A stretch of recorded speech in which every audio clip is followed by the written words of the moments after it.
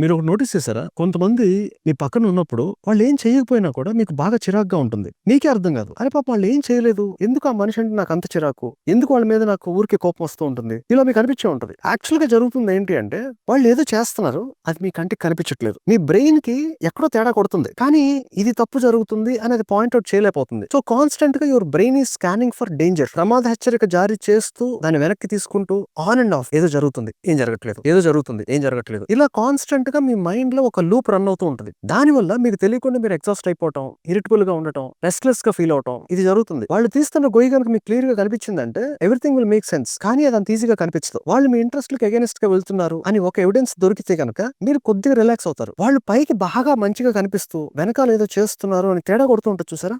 That is the reason. అది కూడా మీరు పికప్ చేయలేరు. మీ మైండ్ కరెక్ట్ గా దాన్ని ఇట్లా క్రాప్ చేసి ఇలా పాయింట్ అవుట్ చేసి ఇది తప్పు అని చెప్పలేదు. అలా అది చెప్పలేనంత వరకు మీ మనశ్శాంతి అంతే సంగతి.